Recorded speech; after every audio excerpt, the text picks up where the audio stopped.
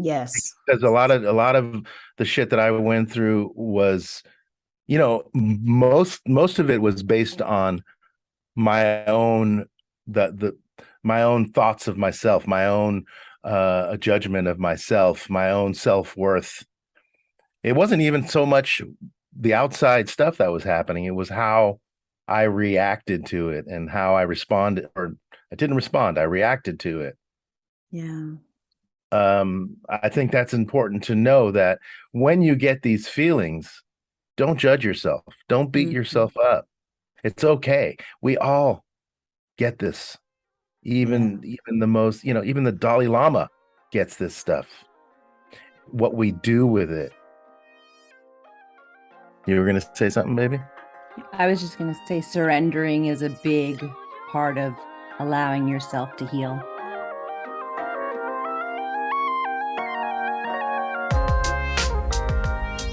Hey, loved ones. Welcome to Naked Conversations, a space for you and I to meditate, strategize, and dream of the tools needed to transform into radical selves. I'm your host, Martissa Williams, free being, radical wayshorer, and liberation doula.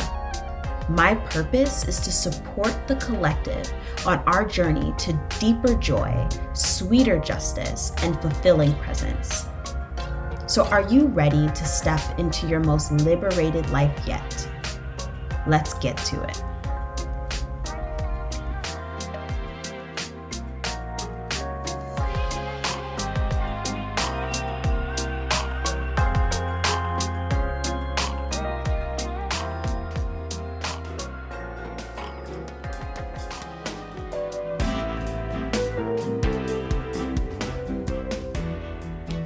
Hi, friends. Over the past year, it has become abundantly clear that our world and our communities are in desperate need of some healing. Between the state-sanctioned murders of dozens of Black and Brown folks, to climate catastrophe, to the war on folks with uteruses, and all manner of international nightmares, the way we've always done things is killing us. And in the wake of all of this, many of us have felt hopeless and confused. We sign petitions and donate money and post on Instagram, but that honestly just doesn't feel like enough. For years, I have held the belief that transformed people transform the world. The work of freedom and liberation must be done both from the political side and from the shifting of the individual's heart. And for many years, I've been playing with methods of doing this for myself, working on how to unlearn the oppression that I grew up in, how to stop perpetuating that oppression in the world around me. And out of that inquiry and experimentation came the Toolbox. So the Toolbox is an annual membership packed with the tools I've used to make anti-oppression a daily practice. With the 12-month membership, you get unlimited access to all of my embodied liberation workshops, presence practices, group coaching, and more. Pre-sale of the membership starts now, and when you sign up between now and December 31st, you'll receive a free 30-minute one-on-one coaching session with me, regular group coaching calls exclusively for founding members, a free month when you refer a friend, and access to offer direct feedback on the membership as it grows. In an effort to create accessibility, I'm providing this membership with sliding scale pricing. So you can choose a price that is accessible for you for as low as $39 a month. This is a huge, huge part of my life's work, and I am so excited to share with you.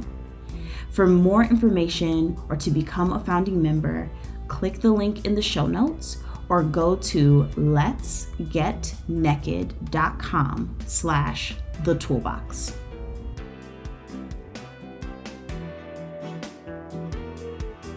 Welcome back to Naked Conversations, dear ones. We have reached the end of our season and it has been a really good one. I hope you have enjoyed it as much as we have. And if you're like, well, dang, when is next season going to be come out? Please, in the description box below, there is a link to get on our newsletter. So get on our newsletter and you'll get all of what's happening over here in the NEKKID realm. You'll get when the new season is coming out, books and yoga, the toolbox, anything that we're doing. It'll come straight to your email, and best believe we are not blowing you up in that email because that takes a whole lot of work. So please, stay in touch, stay in our realm, because our joy is to lead you closer and closer and closer to your liberation. So let's get into today's episode. Today I had the pleasure of talking with Gianni and Kiki Neiviller. Gianni is a self-professed biohacker, certified breathwork facilitator, and cold therapy facilitator. Gianni embarked on this new journey of self-discovery. He felt that he wasn't living life to the fullest and knew there was something more. After endless hours of devouring podcasts, reading books on many biohacking modalities, he started experimenting on himself and continually tweaking and redefining what works and what doesn't. Through trial and error, Gianni discovered that sleep optimization, meditation, exercise, and nutrition and breathwork were vital in achieving physical, mental, and spiritual growth. Gianni was called to share his newfound knowledge with friends and family, and the results were so encouraging it led him to take a course in breathwork and authentic relating. Gianni now coaches clients to share their similar inspiring results. And then to Kiki. So Kiki is a certified sound sensory facilitator from LA. Her journey into the world of energy and sound began as a young child, always seeking the earth's energy by grounding herself, hugging trees, walking barefoot, and thriving in the vibrational frequencies of the planet through sound. Kiki finds great pleasure in immersing her fellow soulmates into this bath of sound, inviting them to find a deeper connection of self-awareness, increasing focus, and finding relaxation within the mind to allow the heart space to expand, igniting their light within. And these two amazing people just so happen to be this amazing husband and wife team that has embarked on this journey of healing and growth, and they make an amazing pair. And I'm so excited to get into today's episode because we get to talk about a pretty wide range of things. So we first start off with talking about how they even began their journey to being sound and breath facilitators, and how they ended up like bringing those two things and modalities together. We talk about some coping mechanisms and tools for how to just deal with stress and life and trauma and all the things. We talk about the importance of surrendering to discomfort and how we are in a bit of a comfort crisis. We talk about the magic world of breathwork and how breathwork can release DMT. We talk about the intelligence of sound and of water. We also they kind of flip the script on me, and we begin to talk about hunting and ancestral eating. We talk about my and Kiki's journey from being vegetarian and vegan to eating meat. And we talk about food as a spiritual practice. And then we get into like the biohacking stuff that all three of us share, and some of the tips, tricks, ways that we have implemented biohacking in our life. And we finish it off by talking about the importance of eating real ancestral foods and how important that is for our bodies. In this episode, I talk about how, for some of you, it might be here for more of the like nitty gritty political and liberation side, that this is liberation work. Health is really important liberation work. And on my journey, I have found that you can't just stop in one place. There has to be this really beautiful interdisciplinary balance between our liberation journey. It can be political, but it also needs to be personal. And so that is what NEKKID stands in. And so I hope that you enjoy this episode, and I will see you on the other side. Hello. Hi, Gianni. Hi, Kiki. Thank you so much for joining me on NEKKID Conversations. Thank you so much for having us. I'm excited to be here. Hi, Martissa. Me too. I'm super excited. Yes. So the first question I ask all my guests is, what made you you? And I'll, y'all spitball however you want. Woo! I know it's like hell of a question. What made me me? I would say that the journey of life has made me me through all my experiences, from being a child, from going through things that I've gone through, from bad experiences to good experiences, to seeing things that are beautiful to seeing things that are not so beautiful, has opened me up and just made me the person I am today, which is full of love and light and energy. Yeah. And I'm grateful for every experience, no matter how bad or how beautiful it is. I'm grateful for the journey, definitely, because without that journey, I wouldn't be the person I am today. It's so powerful. I feel like so many of us, you know, we go through so much stuff in our lives, and I feel like a big marker of how we come out on the other side is how we can see it and reframe it, to teach us next, you know, in the next coming years of our lives. So yeah, that's so powerful. My turn, I guess. What made me me? Man, so much. My heritage made me me a lot in many ways. My Italian heritage, my Italian bringing up, um, growing up in Hollywood made me me. My core brotherhood of friends.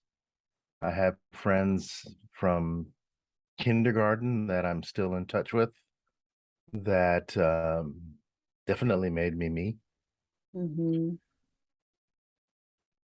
The people I've encountered throughout my life, right?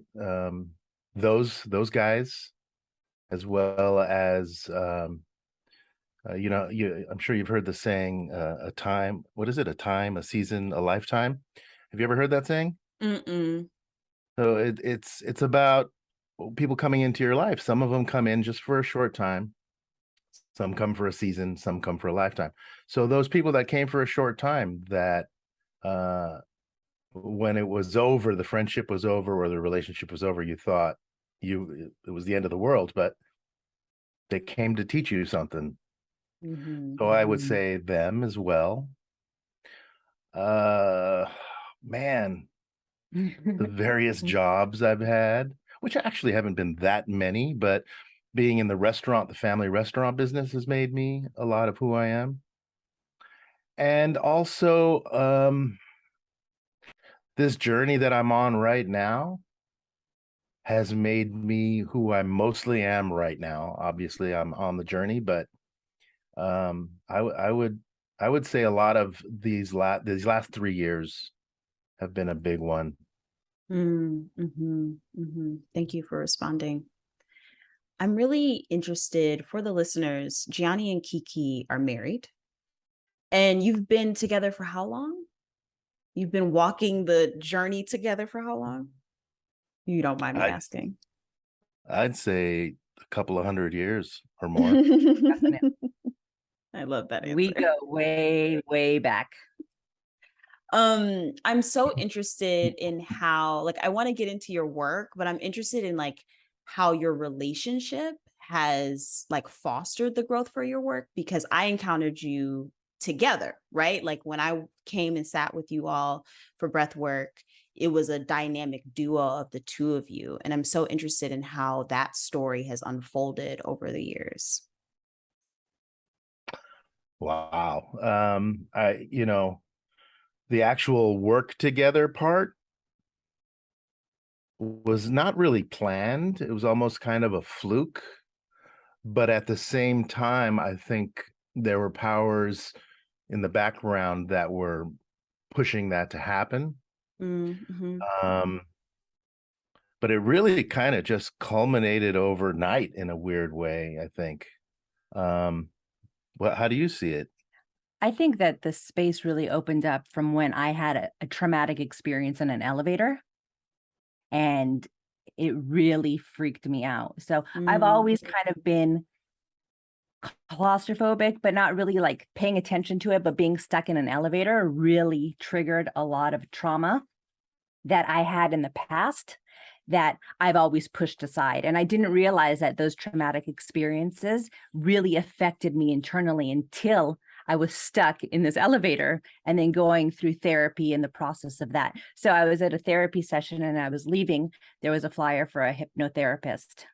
And I brought that flyer to Johnny, which opened up a whole new door for him. And I think that's really when things started to unravel for us and bring us into the light of just a different journey. Although Johnny was already on the path of like biohacking and I've always been on the journey of like self-discovery, energy, and all of that. This kind of just brought it all together. Mm. It's funny you talk about the spiritual part, even though you didn't say that word. I know that's what you meant. So she's always been like the crystals and the you know the Energy, the energy. grounding. I don't want to say woo woo, but she was always that, and I was always on like the science part of stuff, the biohacking, and the combination is where it's at. I think. Mm-hmm. I think they complement each other, you know. Her experience in that elevator led me to some people that one of them ended up being a mentor of mine for a year, and at that time I still didn't know anything about breath work. I was dabbling in the ice cold therapy, but I didn't know anything about breath yet, and that led me to another person who is my teacher, Alex, in Bali, and that's where I got my breathwork certification. So I think, so you know what? I'm just going to come out and say it because our kids, I don't even know. Do the girls know? Know what? About my smoking cigarettes? Oh, I'm sure they know. So I'm coming out on your podcast to my daughters. So she picked up a flyer at her therapist's office that said quit smoking with hypnotherapy. So I was ready. I had already quit smoking for 14 years. I smoked way back in the 90s. I quit when I was on tour on my birthday in like 97, I think it was. And then I picked it up again in 2012 in a recording studio. I was making a record, and the engineer had a cigarette in his mouth the whole freaking time we were recording, and that I just kind of picked it up again. So I was ready. That was what, 2019, right? Mm-hmm. So she gave me this flyer, and I met this woman. I decided to take her course, her program. It helped. I quit smoking immediately. Mm. She introduced me to her mentor, and I don't want to get into too many details, but that's what led me to the breath.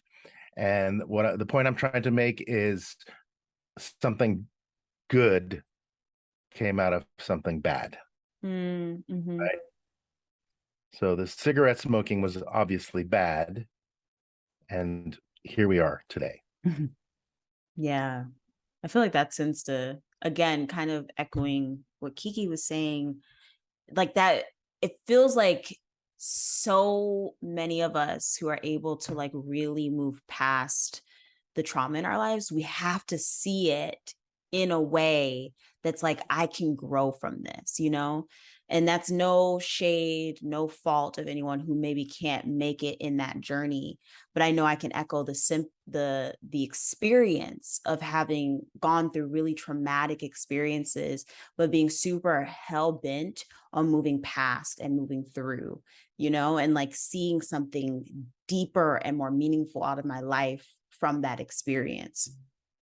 And I feel like, you know, even something like smoking can also open up the door if we are open and ready for a new experience, you know, like we can move past some of that badness. I hate like calling something bad or good, right? But like we can move past some of that towards the light in a lot of ways, which is awesome. It is. And it took me a long time to really get there. I would go through a traumatic experience. I've had quite a few traumatic experiences. I would kind of just push it to the side, like, okay, that was just another day in life. I'm just going to let it go and continue on. So even my therapist was like, well, don't you see that as something like really horrible that's happened to you? And I was like, it happened. And I'm just kind of moving on. She's like, you really have to accept it so you can absorb it and then move through it. Yeah. And that was a process of learning, even though from an early age, I was reading like self-help books, all this stuff. But when you're in it and you're going through it, it's like, wait, I'll get through this. It's okay. And then kind of push it aside. Yeah. And that's not the way to do it. Right. What was that process for you of like going from, kind of setting it aside, like I got to keep chugging on, got to keep moving through life, to being like, okay, this is how I'm going to process. What were some of the tools and what are some of the ways that you implemented that process? It was a lot of self-help books for me. It was a lot of energy for me. I would go outside and kind of just sit with the feelings that I was having and allow myself to have those feelings. The beach was always someplace I would go to.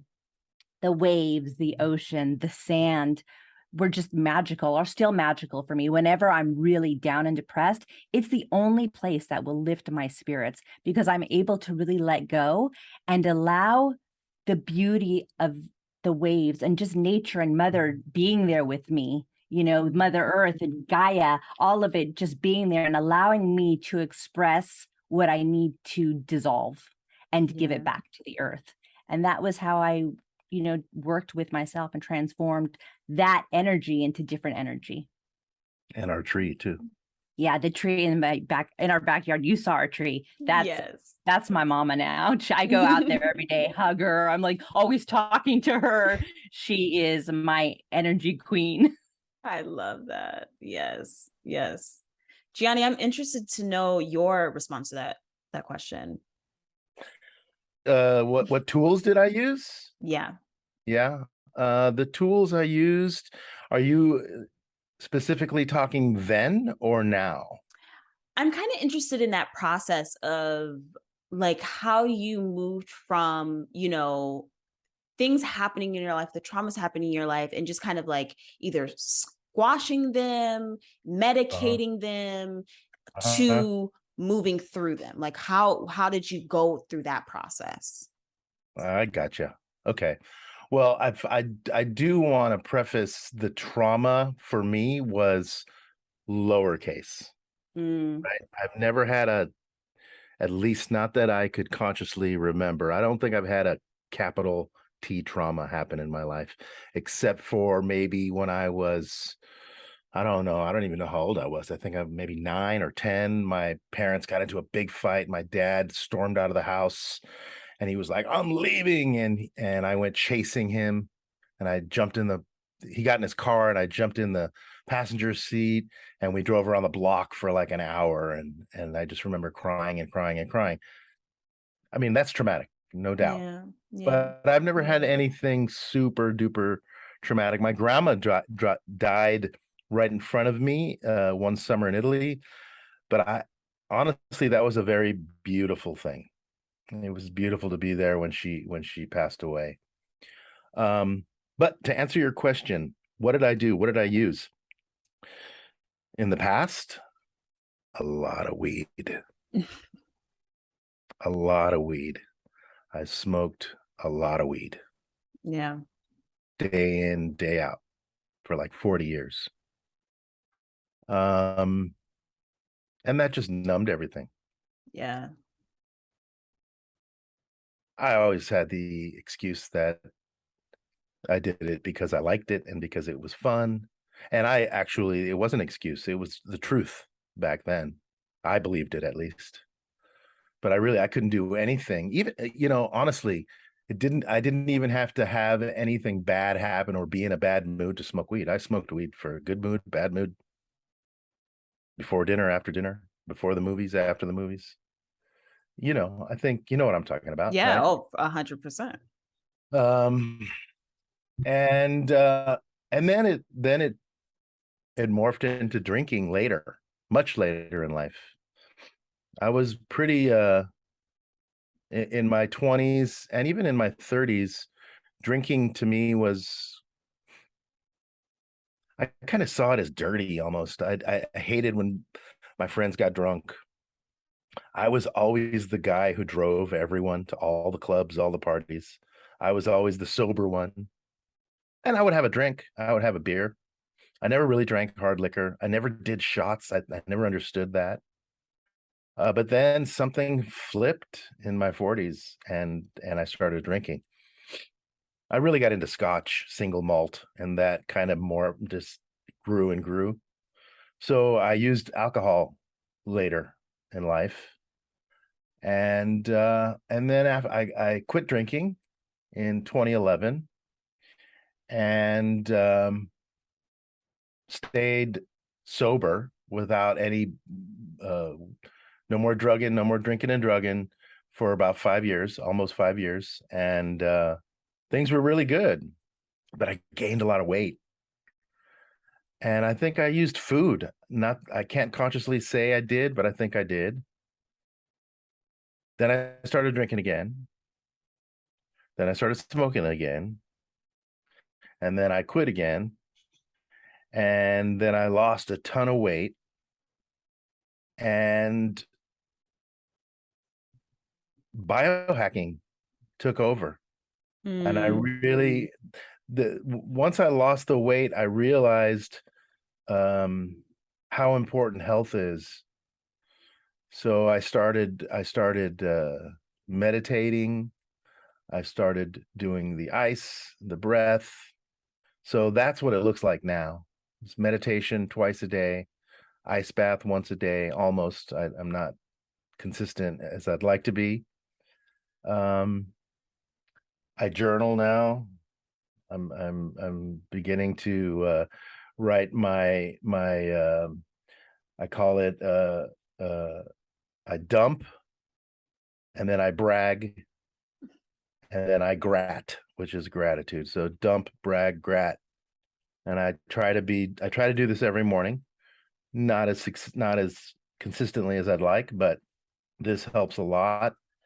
And just feel everything. Don't avoid. Allow the no matter how bad it feels, sit through the feeling and don't avoid it. The only way out is through. It's through.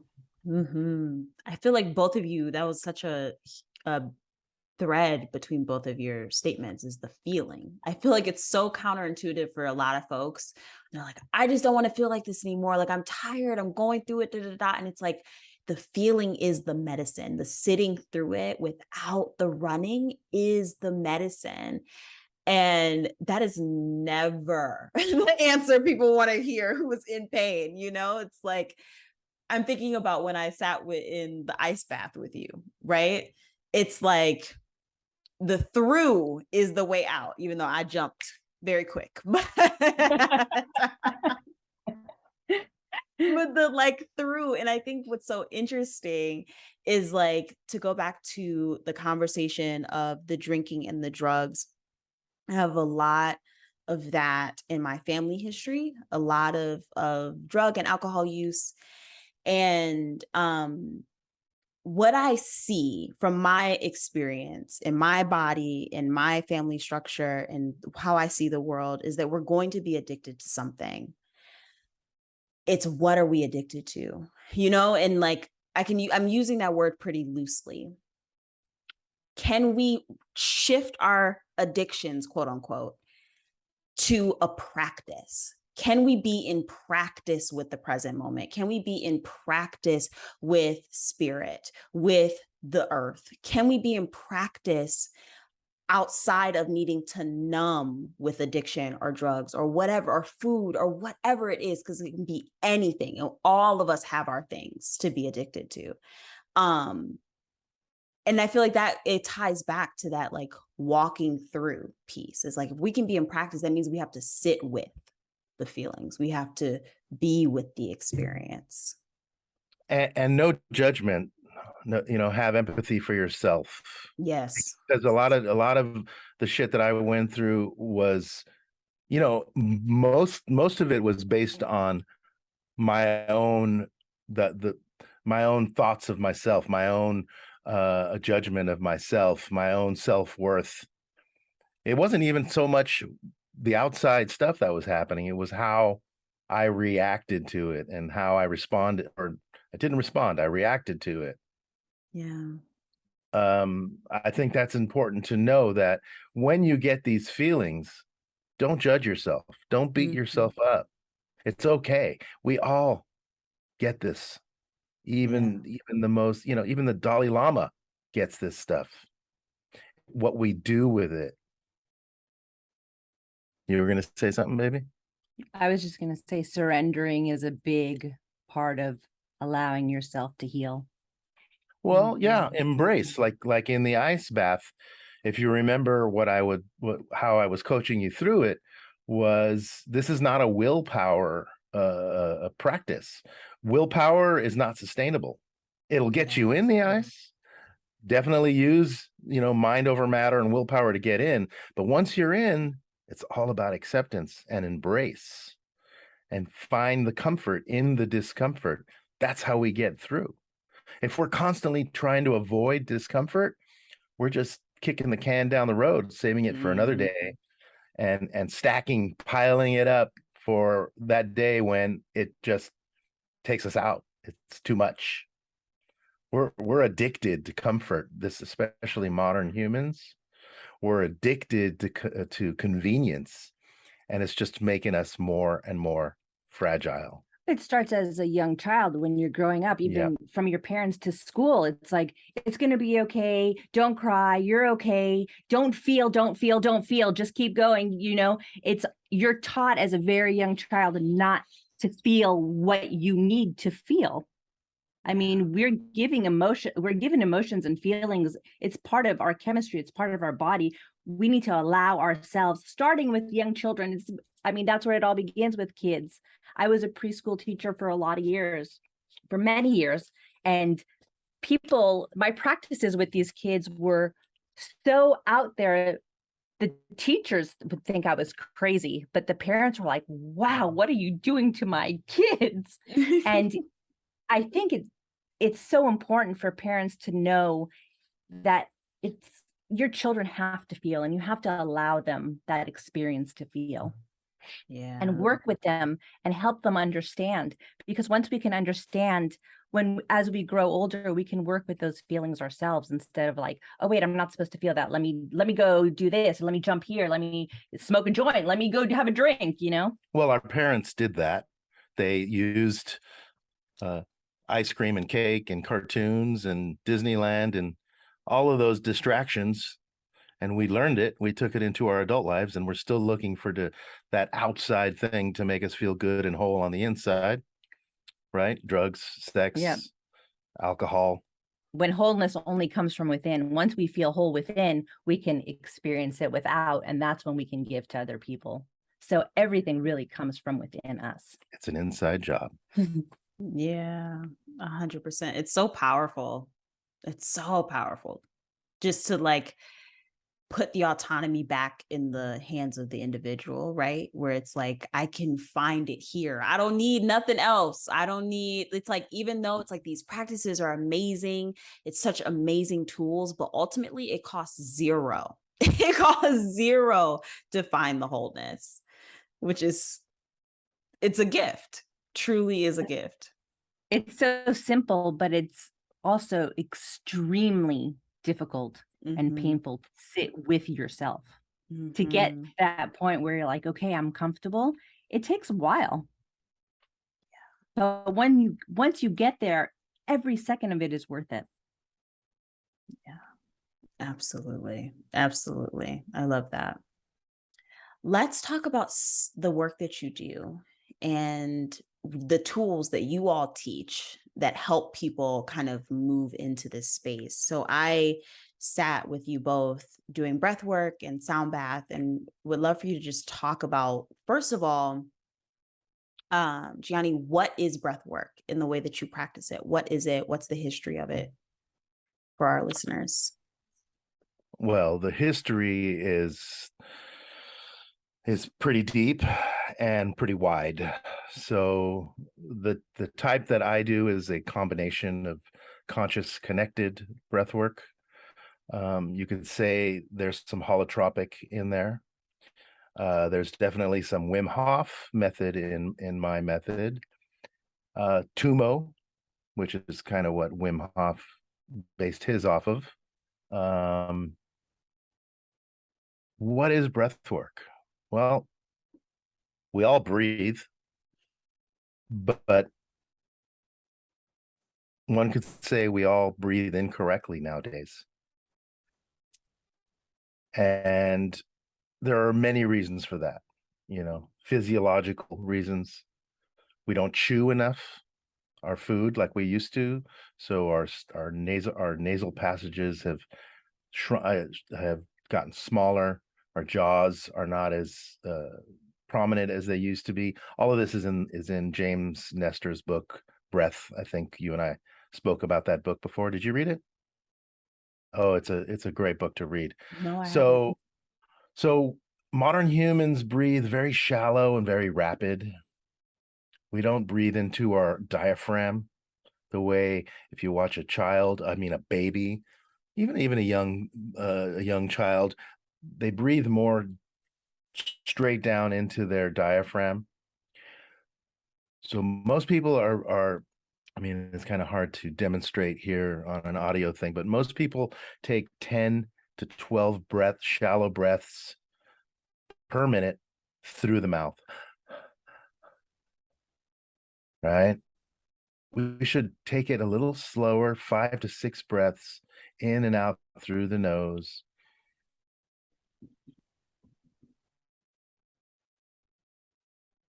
Gives us time. That space in between, that slowing down of the breath allows us to respond rather than react. When we're breathing slow and fast, we're activating the fight or flight. The survival mode.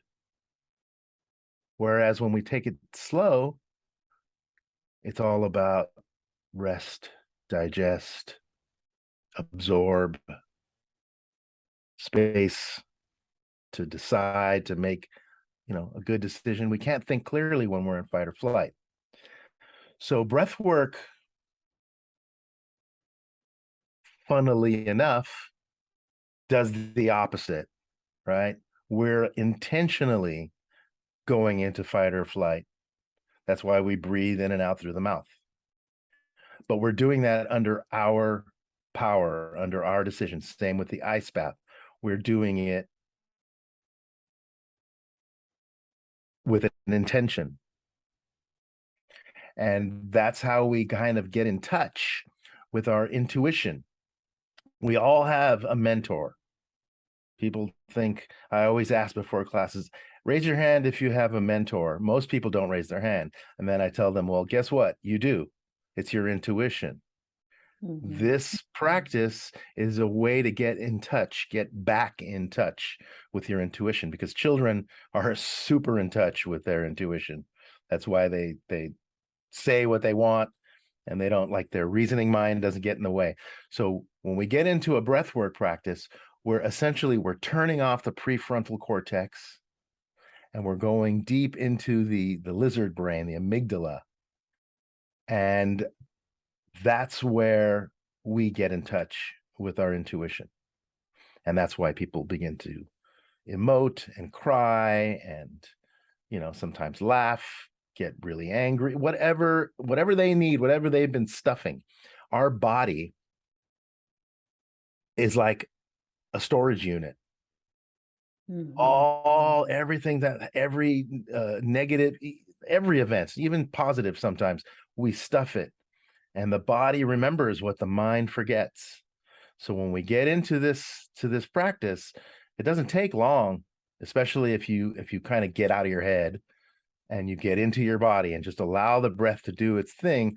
You start to kind of unfold, peel back the layers of all of this stuff you've been stuffing and stacking and bottling up, and it comes out. You can't control it unless of course you get back into your head and say, no, no, no, no, I don't want to feel this, which happens a lot. You know, a lot of people, the moment they're on the precipice of losing it, they're like, no, no, no. They stop breathing heavy, and they just get back into their head. And that's what's supposed to happen. You know, I'll admit, sometimes I get mad when I'm facilitating, and I'm like, no, damn it, keep going. But I'm learning that this is their experience, and if that's what they need to do right now, let them have their experience. Next time, I'll get them next time. Right? But look, I truly believe we need to teach what we need to learn the most. So when I'm there facilitating and I start getting mad at somebody for not going deep enough, that's a lesson I need to learn, right? I kind of went off on a tangent on what breath work is. No, this is great. This is great. I'm laughing because two pieces. The first one is like, every time I have done breath work in the same style, like with you and in a similar style to you beforehand, I have that moment. Like, I think, Kiki, I was telling you when I was at your all's home that the first time I ever did this style of breath work, I did it virtually in my house. And I'm like in it, you know, I'm doing the breath, and I start getting, what is that called when you get the claws, the tetany? Yeah. And my face is like contorting and my hands are contorting. I was like, oh, hell no, I cannot do this. You start freaking out, right? And so every time I've done this style of breath work since, I've had a moment where I was like, oh, I'm going too deep. It's too far, you know, and my fear brain wants to like stop me. But it's a practice to remind myself that I'm safe and that I can continue to go deeper in that. It's just funny because it's so human, and it's like all of us, I feel like so many of us experience that like halt. It's so funny because we did talk about that, because my first experience with breath work was with Johnny, but I was in another room. I knew very little about it, but I went through it and I was like, oh, I'm going in. I'm going like full on dark room. I'm going to be comfortable. I'm going to cover my eyes. It's going to be dark, and I'm going down deep. And boy, did I go down deep. I sat up so quickly. I was like, holy shit, what's happening to my body? Oh my God, I can't use my hands. My feet are numb. This is numb. Oh my God, I got to stop. And then I was like, whoa, I feel really dizzy and lightheaded. I better lie down. And then I started to calm down. Like, okay, let me think about what Johnny said in the beginning. Like, you're safe, you're okay. So I lied back down. I was like, okay, I'm going to go back in. But oh my God, was it intense that first time? Oh Yeah. my gosh. And I couldn't go to anyone because it was virtual. Yeah. So I'm like, okay, I got to do this. And you were in the closet too, right? It was like full on. I was like, I'm going down for this experience full on. It's going to be great. And then, you know, like you said, that fear triggers and you're like, oh my God, wait, what's happening to my body? Am I going to make it through this? Am I triggering something that's going to make me sick or have a heart attack or, you know, what's happening? And then after that, I was like, this was amazing. Once you can get past that fear. Your fear doesn't care what you know, right? Mm-hmm. It'll use your feelings to overwhelm your rational brain. The body will, you know, that it's survival, right? So even though rationally, you know, I'm just breathing super heavily right now, your fears takes over and it doesn't matter. So, you know, mindfulness, this breath work is a mindfulness practice. As much as it is physical, it's also very mental. Yeah. I feel like the journey through that process is the medicine. I know for me, it has been. And I have the same process, like if I'm sitting for plant medicine of any type. I have that same experience where it's like I get to a point where I'm like, oh no, what am I doing? Like, you hit that halt where you want to like stop it all. But then it's like that process of moving through it is the medicine of the journey. And what's so interesting with both plant medicine and with the breath work, afterwards you feel amazing. Like amazing. Like it's like the sky, like especially with the breath work, I feel like is the most wild to me, because I did not know that you could experience those levels of consciousness just on like the breath that you're having. I can feel like I'm on full on, for lack of a better word, drugs just by doing breath work. And Gianni, Well, I'd love to know your thoughts behind some of that and why that happens. well, you are on drugs. National. What the hell? What?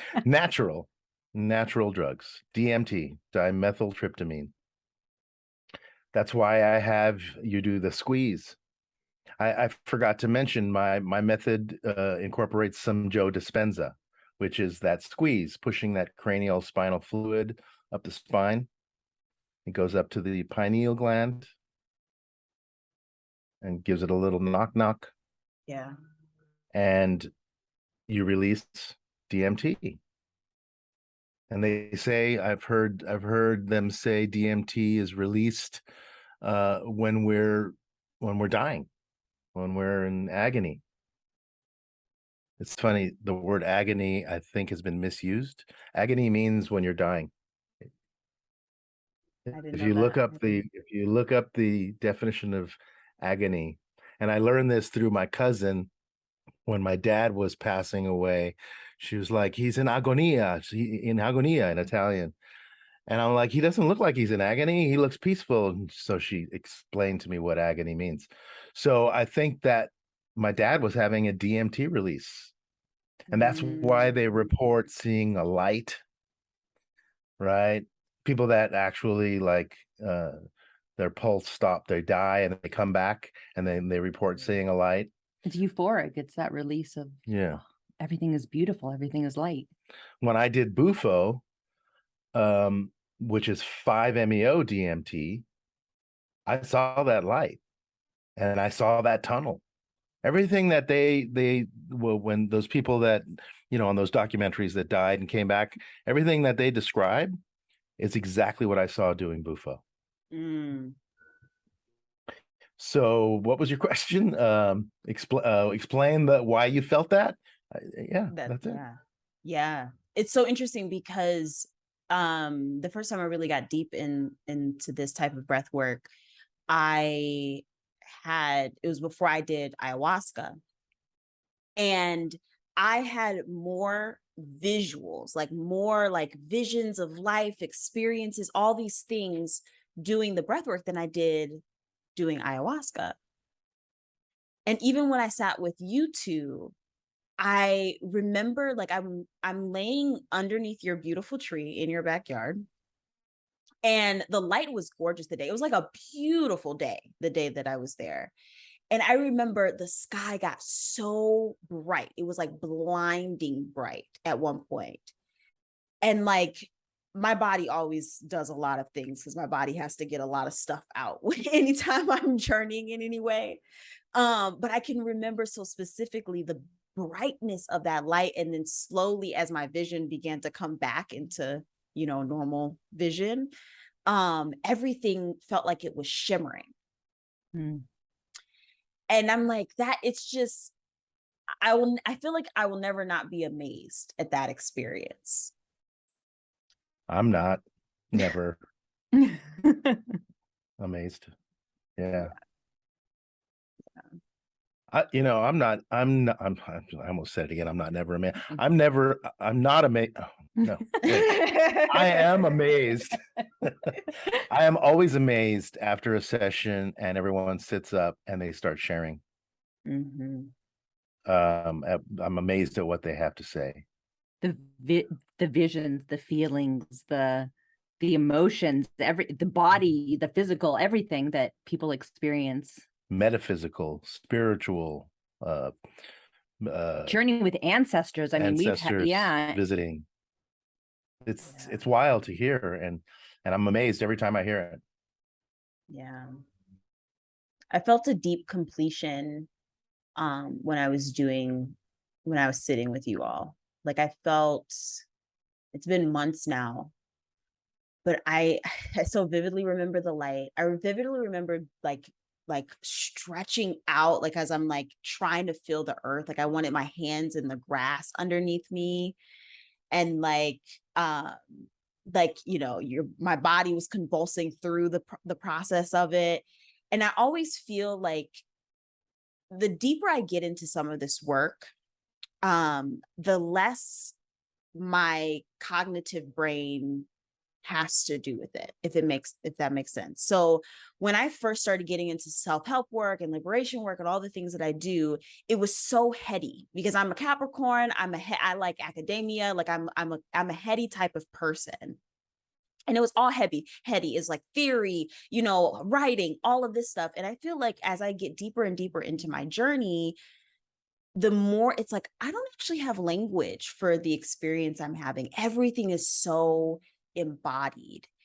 And I remember that so vividly with sitting with you all. It was like, I felt such clarity in my body. I had messages coming through that was just crystal clear. I was like, all I want to do is like have my feet and my hands in the dirt and in the earth right now. Mm-hmm. And that experience is so different than I expected this journey would take me down. I thought it would take me down more deeper theories and more, profound things. And it's like, it actually gets so simple. It really allows you to get into the body. Yes. Well, back to the intuition. Out of your head into the body. Let your body talk to you. Let your body express what you need to know. Yeah. Because we don't listen to our body enough. Yeah. We're top heavy, man. We live from the chin up, especially nowadays. Yeah. So yeah, that experience was you going down into the body, right? Martissa, meet Martissa. Right? That intuition, that gut of yours. And it's funny. People always talk about the three brains, the brain, the heart brain, and the gut brain. It's all one brain connected through the vagus nerve. Most of our decisions are made down here.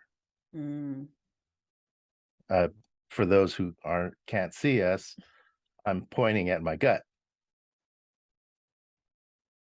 Yeah. That's where most of the information is sent from there to the brain back down to there, and it happens lightning fast. What were you gonna say? I was gonna say, not everybody may feel that, but you can really attribute that to when you're not feeling. I think a lot of people feel this. That's why I'm going to say it this way, that when you walk into a space where something doesn't feel right, you kind of feel it in your stomach area, your belly, like, wait, I'm feeling really uneasy.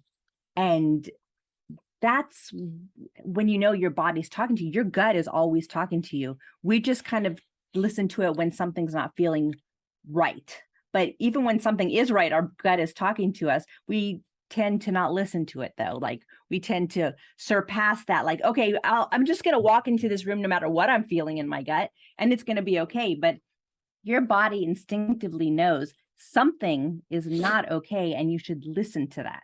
Mm-hmm. Yeah, your reasoning mind takes over and says, "Nah, it's just in my head." Which goes back to childhood. Like, no, you're going to be okay. Just keep going. And it really is just in your head. And then what ends up happening? So let's say you walk into a room and it was a party, and you just felt something icky when you walked in, but you didn't leave because your reasoning mind said, "Nah, it's going to be fine." Guaranteed something went wrong that night, right? Same with this might not make a lot of sense for Southern Californians, but has this ever happened to you, Martissa? You're from the East Coast. You're ready to walk out the house, and something tells you to bring the umbrella. Like you see the umbrella at the doorway, And then you're like, oh no, it's sunny out. You look out the door, you open the door, you're like, no, it's a sunny day. I don't need the umbrella. You walk out, 3 hours later, it's pouring rain. This intelligence, our body knows shit, man. Listen to your gut. Grab the umbrella. What's the worst that could happen? It just sits in the back seat until you get home later. Right. I always feel that another simple example is like when I'm driving and my gut will be like, oh, you should take this direction. Mm-hmm. You know, but I'm like, nah, this one's faster. And then it's an accident or like it's crazy traffic or something, you know, silly. Yeah. I have another one. Yes. And this happens to me all the time. And I listen to my gut in this instance. I like to drive fast. I'm not going to lie. A lot of times I'll want to like, you know, gun it or do something illegal or bad. And something will tell me not to, and I don't. And then split second later, CHP comes rolling past me. Oh my God, he was behind me. He would have nailed me if I did that bad thing that my gut said, no, don't do it. Yeah. So yeah, I mean, we can go down all day with examples with this. Absolutely. Gut feelings. Absolutely. Yeah, it's interesting to be tuned in. And what I have found too is that voice, the more that I listen to that gut feeling, to that voice, however it shows up, the stronger it gets, the louder it gets, you know? Mm-hmm. And I also notice the opposite is true. The less that I listen to it, the quieter it seems to get. Like a muscle. Exactly. It really is. Yeah. Kiki, let's talk about sound healing. So I think what's so powerful about the duo of you two is that you have both happening at the same time. You've got the breath work, you've got the sound healing on top. For those of our listeners who are not familiar with sound healing and sound baths, can you kind of give a description and maybe a little history on it? Okay, so sound healing. Wow, it goes back to ancient times. Sound has always been vibration, energy, which helps us drop into the parasympathetic nervous system and brings us deeper into ourselves.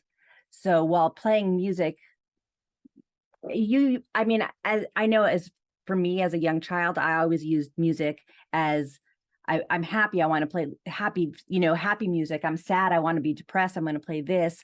I've also always, since a very, very young child, hummed without knowing why. I've always been a huge hummer. When I eat, I hum. When I'm sad, I hum. When I'm happy, I hum. And I've been doing this as a child. And to me, that was very healing. Soothing. It was my mechanism without knowing why that I was healing myself. And there's science behind that. Just wanted to say the humming, there's something real about it. It's not just woo-woo. Go ahead. So through music and through sound, I've always found peace within myself. One day we went to a sound healing session in the park, and it was the first time I'd ever really done sound healing. Or experienced it as a participant. Yeah. And the first time I went, I was like, this is awesome. This is cool. I kind of thought I was asleep, but I later learned through, going to school and learning more about it, I was in the theta state. We went back another time, and this time things really triggered with me, like, wow, this is so beautiful. The vibration, the energy that I'm getting, the drop down within myself was so spectacular. When it was over, I got up and I was like, this is exactly what I need to be doing. People need to feel this. People need to know that you can go into this space, be calm, be relaxed, allow yourself to get out of your head and into your body and feel that energy of the bowls, of the chimes, of the drum, of the rain, the rain stick, the gong. The gong is, I love the gong. I tend to play very heavy with the gong because that's really what resonates with me. And the gong and the bowls together, the energy that it brings. And when people come out of it, I mean, their days, I mean, I can't even explain, like, talk about words. I can't even explain it because I'm like, I get so overwhelmed and emotional from it because it's just such a beautiful feeling. And then together with the sound, together with the breath, I think that while Johnny is stressing you out, breathe, the bowls and the gong are actually helping you decompress and allow you to get into your body. So the whole process of the breathing and the sound together really is a great combination to allow you to dig deep within yourself. I remember that day that we were driving home from that second sound bath we did in the park, and you said that to me, like, this is something I need to be doing. I remember I not just thinking it, I said it out loud. I'm like, this is it. We got to combine our thing, like, learn it, do it, and then let's start doing it together. And I think I did that very day. I was like, okay, and it was was it during the pandemic? That's why I said overnight. And I was like, okay, I started looking online, like, where can I find classes? What can I do? But going back to sound and music and stuff, when I was a teacher, that's how I would get the children to get into groups and feel welcome. We would sing songs to clean up. So cleaning up wasn't a chore. Cleaning up was fun. We're going to sing and clean, and we're going to, put everything away. And it was such a great experience. So these kids would go home, and when their parents would tell them to clean the room, they started singing. So that experience of like cleaning was like, okay, I can do this because I'm going to have fun and sing. And it's also healing within yourself. You're singing, you're bringing that energy, you're vibrating your soul to that good feeling of like, this is love, this is beautiful. Yeah. Music's been used for, millennia throughout history for, so many different reasons. It's not just sound bath or, what she does. Just putting on your radio, putting on music. I mean, we've all done it. I mean, it's being used in medicine now. I mean, it's been used in medicine for a while, but yeah, medicine is using sound to really help people with cancer, with other diseases, with other illnesses, to help regulate things, to help break things down, just to allow people to get in. I think once you can get into yourself, you can work with yourself and just get out of your head and clear your thoughts so you can actually focus on, okay, I'm going to help heal myself or help. And I don't want to get technical or things like that because I'm not a doctor, so I don't know per se, but I know that it is really being used in the medical field because they're finding so many things out about sound and energy and vibration. Do you remember I used it in my surgery? I had surgery 20 years ago, and I told the surgeon, I brought a CD back in those days of what we had for the girls, Baby Einstein. Yes. Baby Beethoven. Baby Einstein. So I don't know if you've ever heard of that. Maybe your listeners have. It was, you've heard of it? I've heard of it, yeah. No, it was Baby Mozart. Baby Mozart, whatever. It was classical music to help your baby sleep or something. I brought that CD into the OR. I had told my doctor I want to do this, and he was fine with it. And he was explaining to me how he'd never experienced it, but he read articles about how people recover faster, people bleed less, and all these different positives to having music in the OR during a surgery. And also, I forgot the scientist's name, Japanese doctor who did all those experiments. Matsumoto, about water and music and how music takes on.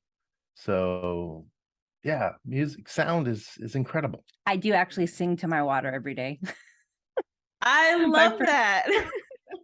My first glass of water, I go to our water container, and while it's pouring into my glass, I sing to it and I tell my water how grateful I am and how I'm going to enjoy the healing properties of the water every day.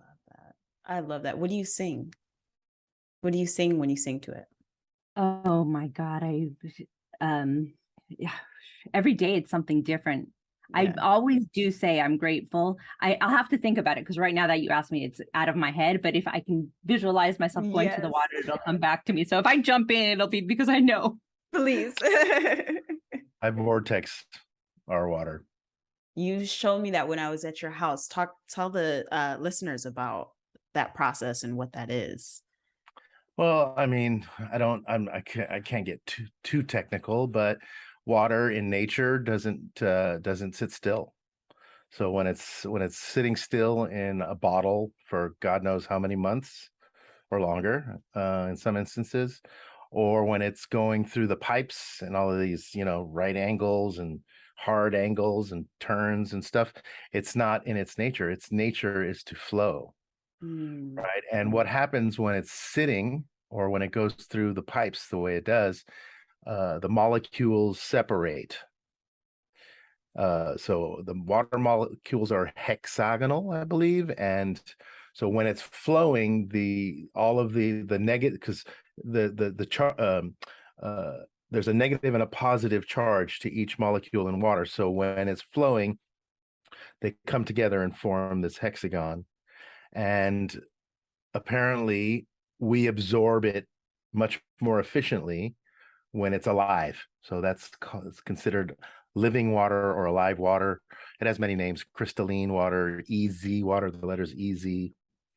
Dr. Gerald Pollock is a great person to listen to about all of this.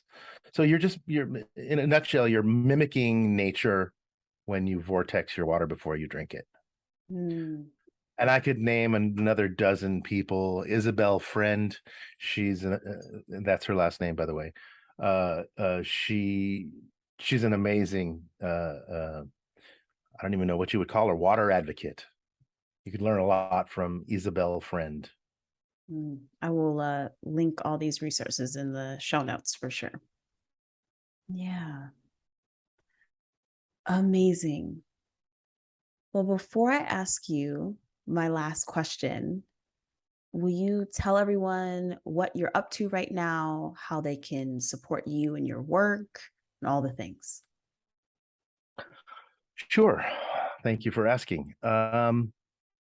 We run regular sessions in Marina del Rey in Southern California at a place called Hallowed Ground every Saturday morning. There's no ice bath there. It's just breath and sound. It's kind of a abridged version of what we do here at the house, but that's a quick, easy way to come see us. What is it, 75 minutes, I think? 70 minutes? It's from 9:30 to 10:15, so that's 75 minutes if the math is right. But the breathing is a lot less. It's got to be short. Shortened. Yeah, it's got to be because there's more classes after that. We do events here at our home in Burbank, California. We do events all over the city. We have one event coming up, but this podcast you're going to drop this podcast when it's already done. And I also just launched a 6-week program to kick anxiety and stress in the ass once and for all, naturally and permanently. Now, when I say permanently and when I say once and for all, that doesn't mean stress and anxiety ain't going to come, but you're going to know how to deal with it. You're going to have tools. So in my 6-week program, I'm going to not only get you out of whatever stress and anxiety you're having in your life at this moment. You're going to learn the tools to not allow that to happen anymore. That's about it, really. I mean, there's a lot that we're going to do, but none of it's in place yet. Retreats. Thinking about starting maybe a membership thing, but not quite there yet. We're thinking of doing not just events, but day retreats. So there's a lot, on the on the planning board. And obviously some of it's not gonna, it'll end up on the chopping block, but we've got plans. Evolving Yes, constantly. those thinking plans of are going to come to fruition. new things coming up all the time. Where can people stay in touch so that they can know when the plans drop, that they can get on it? Yeah. I'm most active on Instagram. So Respirospace, RESPIROSPACE. Same name under Facebook, same name under LinkedIn, Twitter, all of them. It's all Respirospace, but I'm mostly active on Instagram.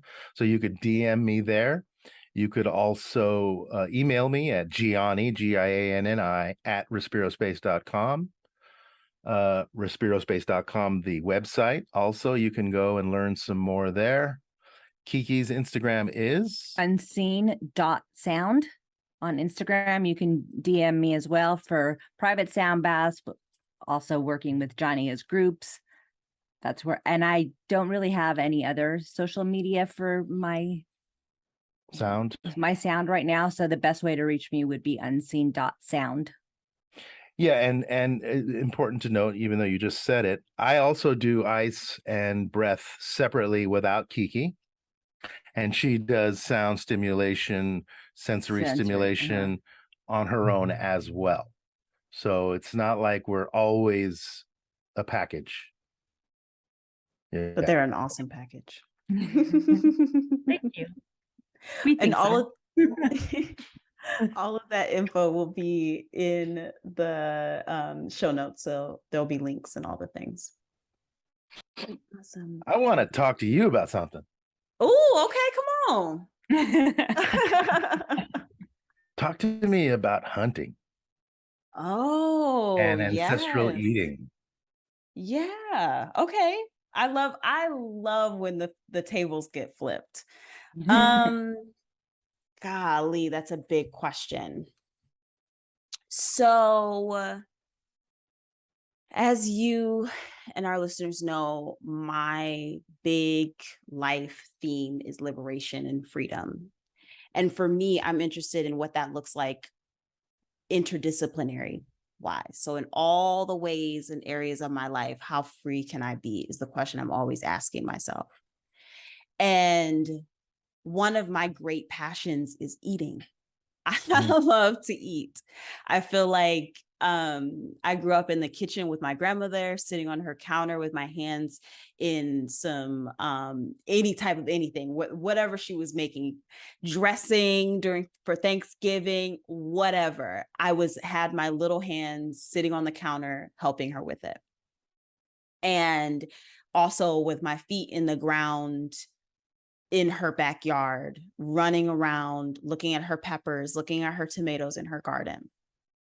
And so food, I feel like, honestly, has always been there. And I think in the modern age, not even just in the modern age, but being a woman in a patriarchal society, food can be a really difficult conversation for a lot of women, for a lot of people, but really for a lot of women. And so reclaiming a relationship with food, especially coming from a space where I was like vegan and vegetarian and going back and forth between, the process of what does harm look like? What is my responsibility in harm? I want to be here to support the ecosystem. What does that look like in a, factory farmed food environment? Hunting and ancestral foods is kind of like where I'm at in the answer of that journey. I'll stop there and see if that makes sense or if you have questions. I have a question. How long were you a vegan? So I was vegetarian for longer, and I would go through spurts. So I would say it was off and on 6 years-ish, off and on for about 6 years. And what was it that always brought you back to meat? I mean, joy, for one. For one, is I love to eat, and it's such joy, and there's a lot of cultural connection to eating meat, right? And then towards the end of it, it was my body. I was like, I would crave it, especially as like a person who is in their menstruating years. Like I need to be like eating nutrient dense meat every month when I'm bleeding specifically. That. So I was a vegetarian for almost 12 years, and going through my energy doctor, chiropractor, she would always tell me, you have to eat meat. You have to eat meat. It was such a battle of like, I can't put that in my body right now. I'm not where I'm at. One day I was at work, and this was recently, how long ago? Maybe 6 months. That you've been eating meat Yeah. again? Yeah, about that long. Maybe walked out of my office building and I walked onto Sunset Boulevard, and I had this overwhelming feeling of, I need to eat some ribs right now. I went home that night and I was like, Johnny, I'm eating meat. And he was like, what? Because he's always like, come on, just have a bite, just have a bite, just have a bite. And we did have meat that night. I think I had pork, right? Yeah. And I have not looked back. I can't tell you how good I feel, how my body has changed, how energized I feel, how much clarity I have. It's changed my life again. It was really hard to accept that process.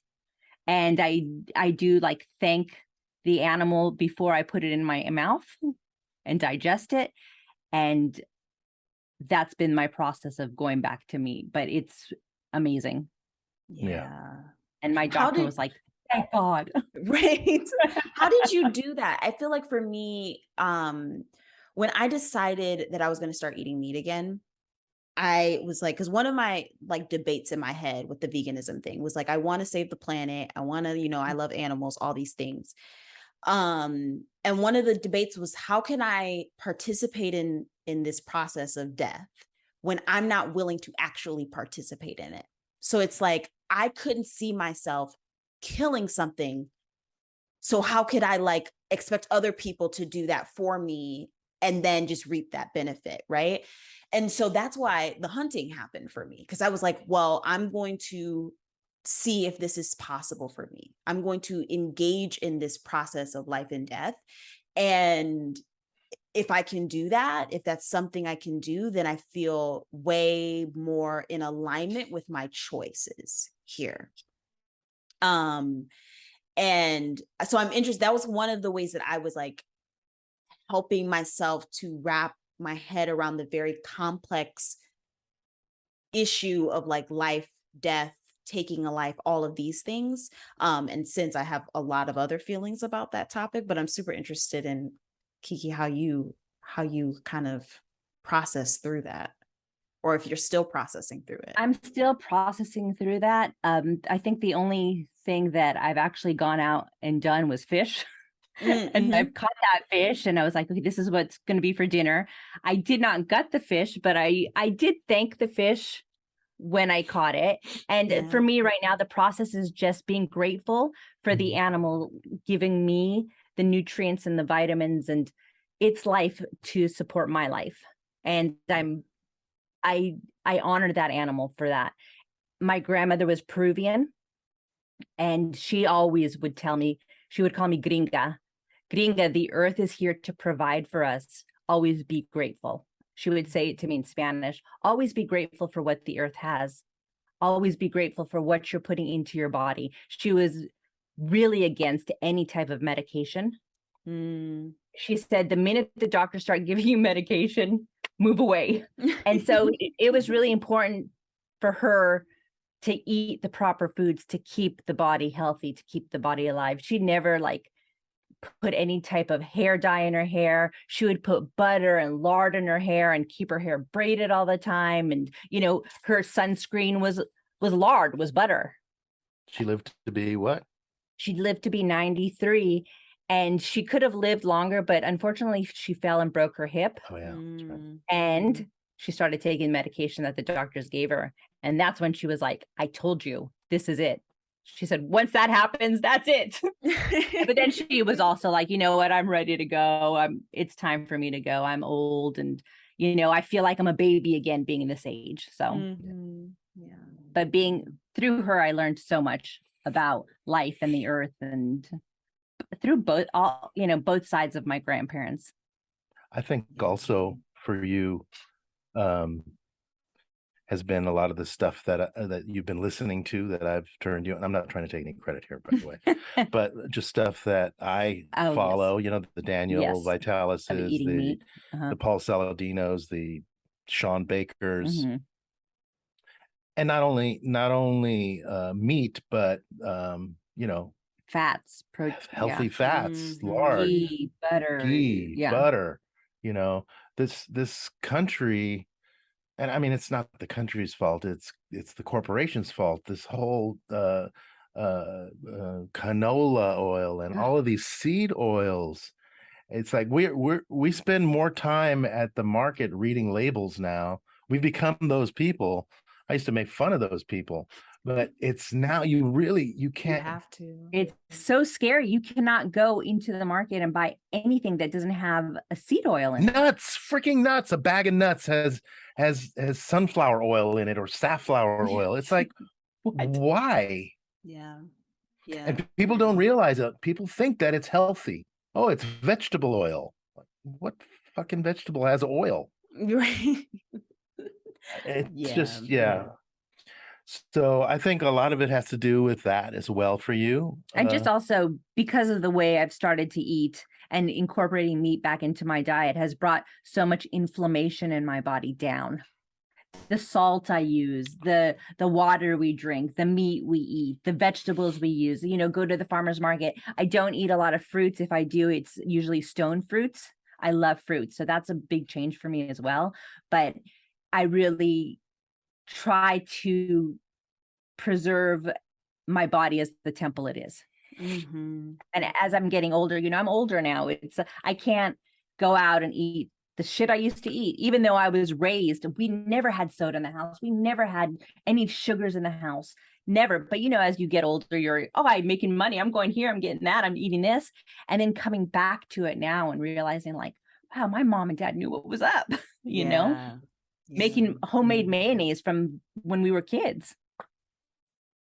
Speaking of going out, go ahead. No, please go. Well, she mentioned salt and she mentioned going out.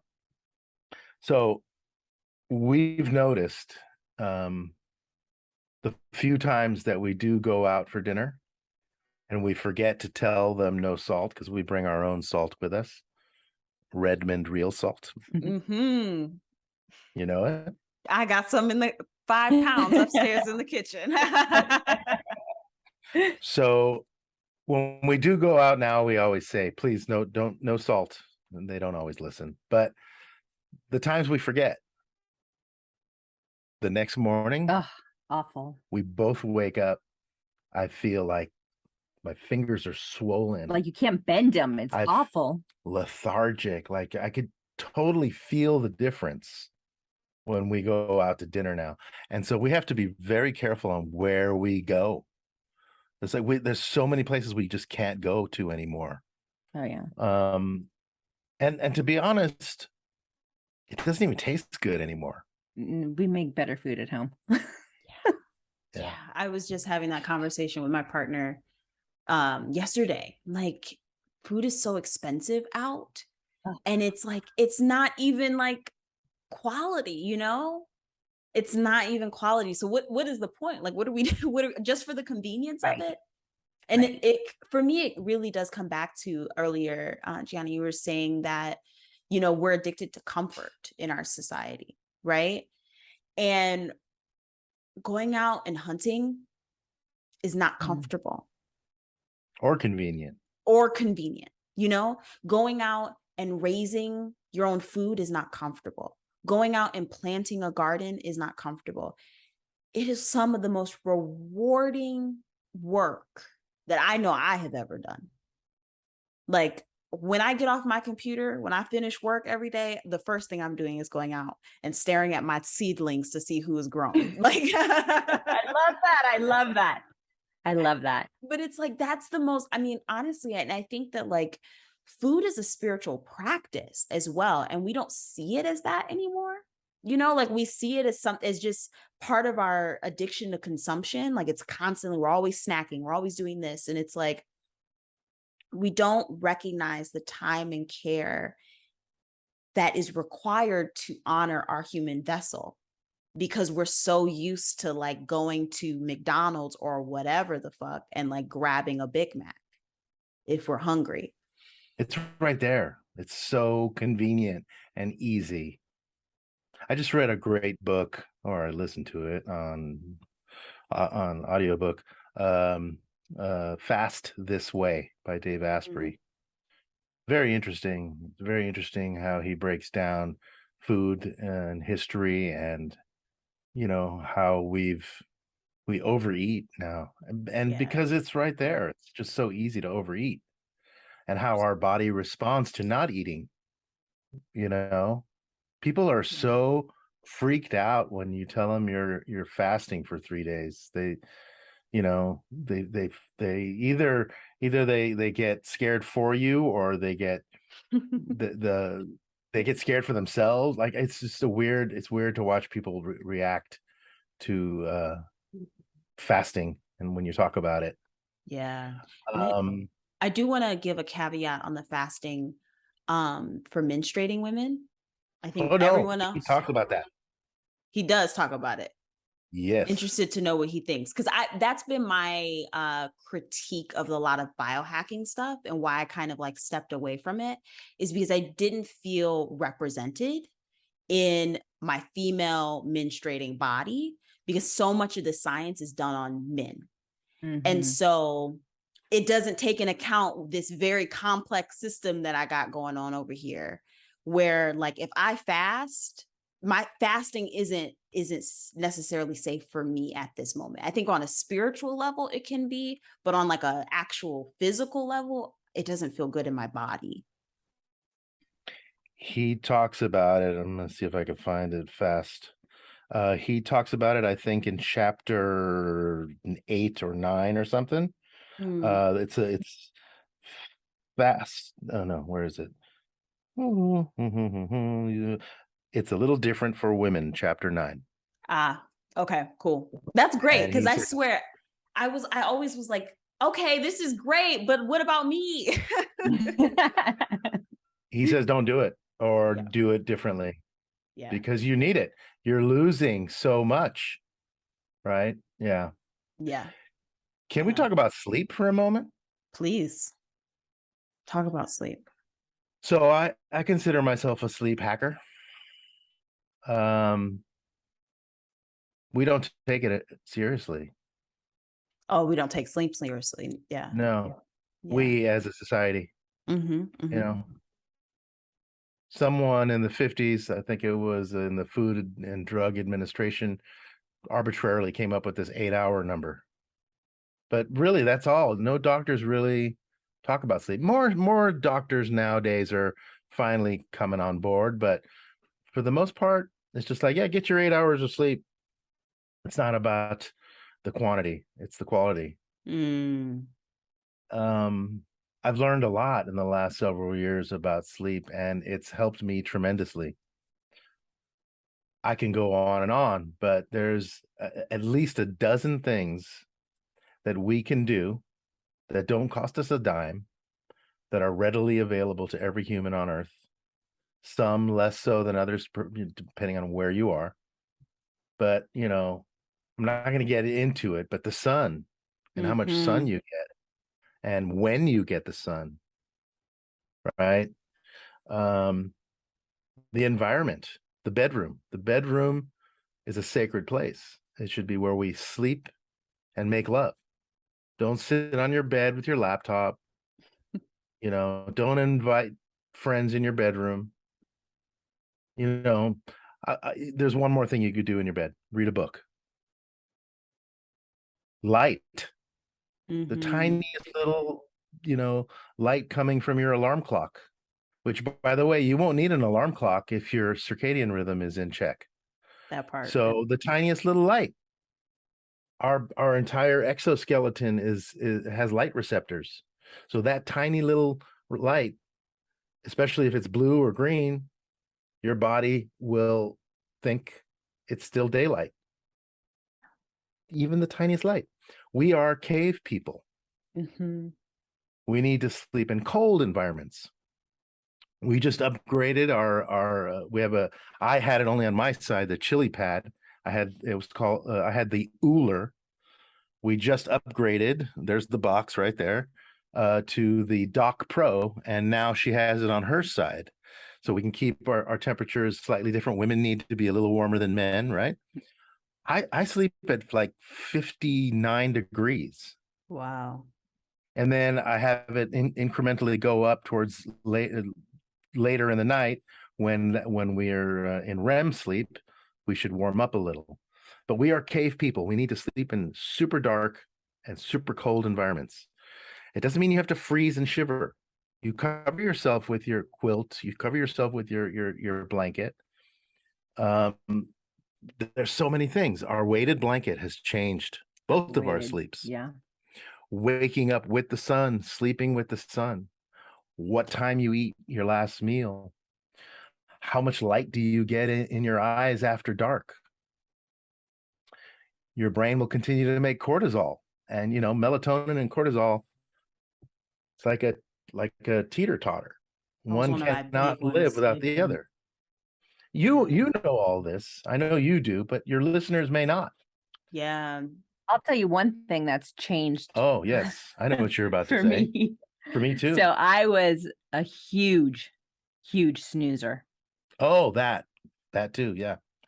Alarm snooze. I would snooze like 3 times every single morning. And Johnny kept saying, stop snoozing, just get up, just get up, just get up. And I was like, okay, I'm just going to give this a try. And a couple of weeks ago, I was like, okay, I'm not going to snooze anymore. My alarm went off. I just went straight from my bed to this downstairs room we have into a meditation. From that meditation, I went into a workout, and my whole entire day changed drastically for the better, just from one thing of not snoozing anymore. And I actually can fall asleep earlier now. I get tired earlier. When with snoozing, I could stay up later, and it makes no sense. It was like only 8 minutes, but my body was never like, okay, it's time to wake up, get up now. It was kind of prolonging. And your energy throughout the day is everything changed, increased just by not snoozing. And there's another game changer, and she didn't jump on until I don't know how long later, but at first you thought I was crazy.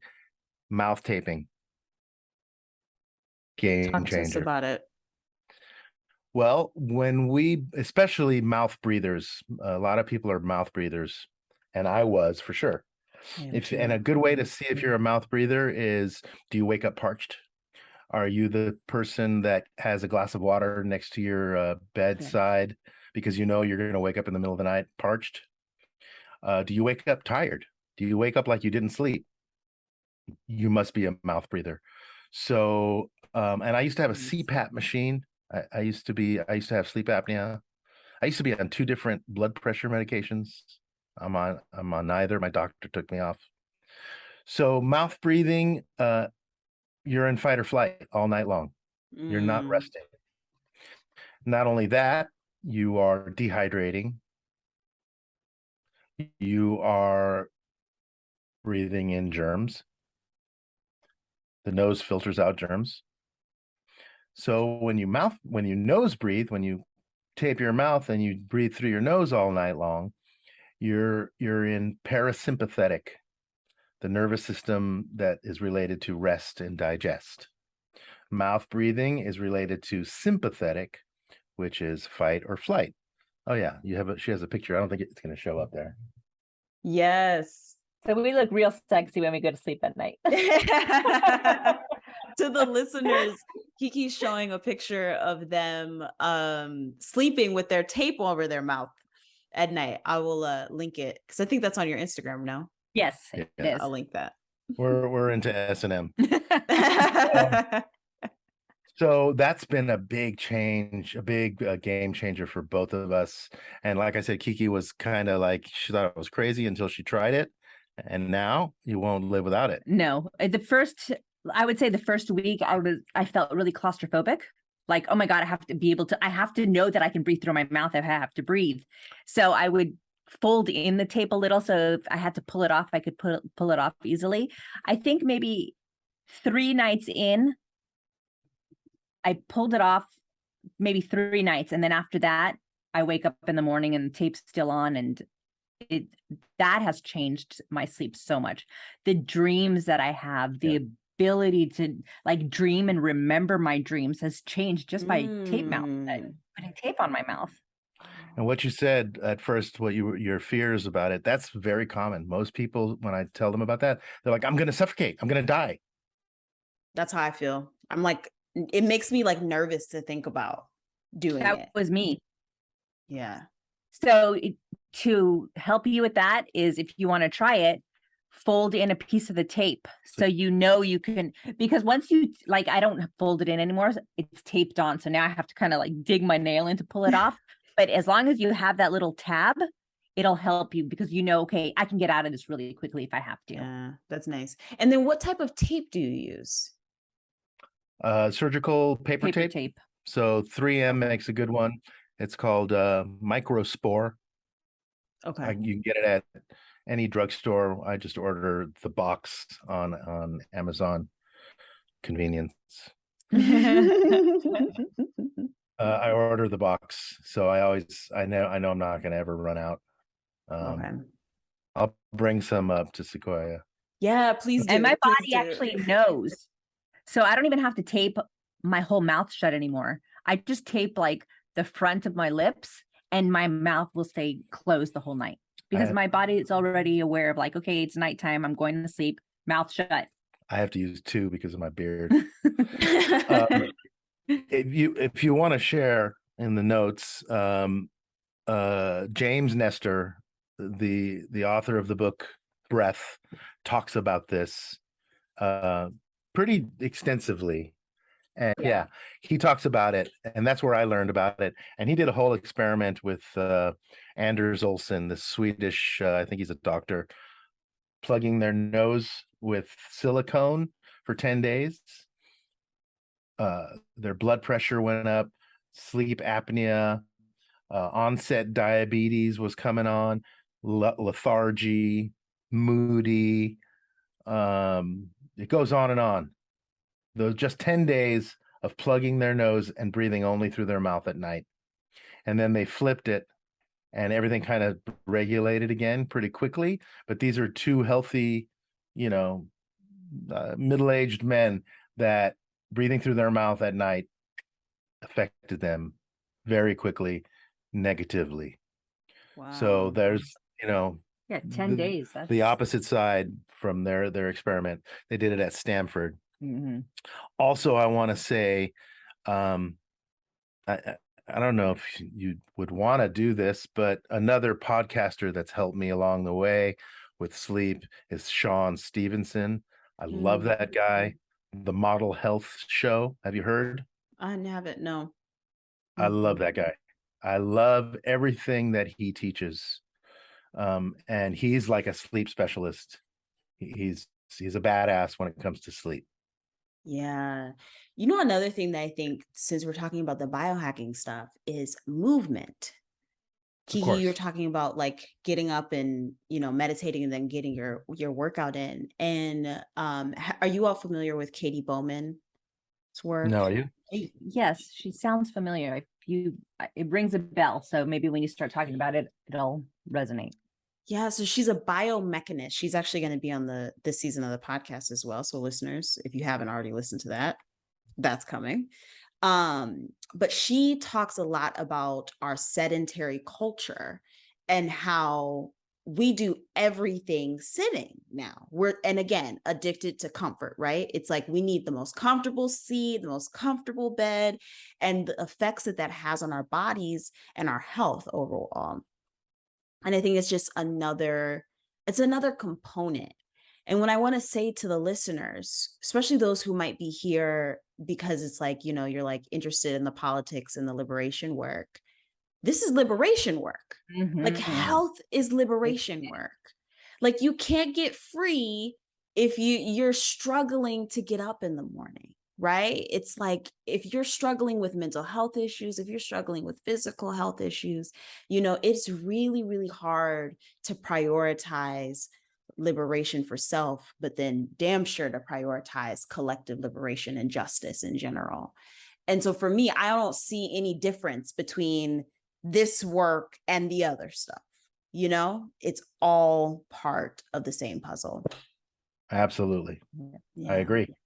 Once they got you, once you can't like move, they got you. 100%. Right? I see it all the time. I work in an office.